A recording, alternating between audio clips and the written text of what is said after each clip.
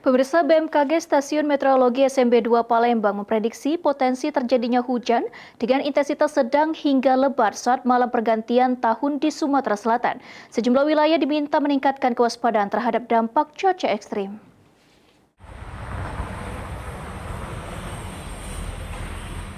Berdasarkan perakiraan cuaca terkini pada 31 Desember 2025 menjelang malam tahun baru, wilayah Sumatera Selatan khususnya Kota Palembang berpotensi mengalami hujan dengan intensitas sedang hingga lebat.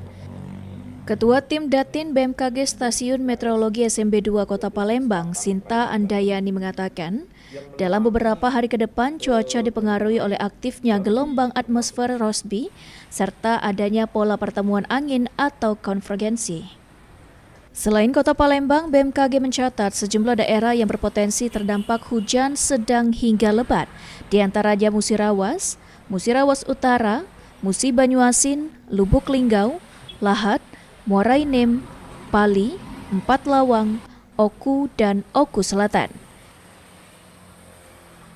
Perakiraan cuaca untuk beberapa hari ke depan, terutama di tanggal 31 hingga malam menjelang tahun baru, Sumatera Selatan pada umumnya dan Kota Palembang pada khususnya berpotensi hujan sedang hingga lebat.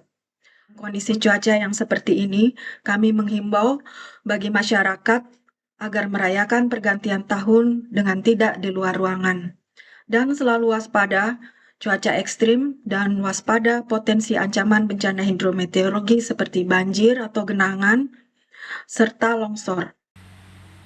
Dengan kondisi cuaca tersebut, BMKG menghimbau masyarakat agar lebih berhati-hati dalam merayakan malam pergantian tahun.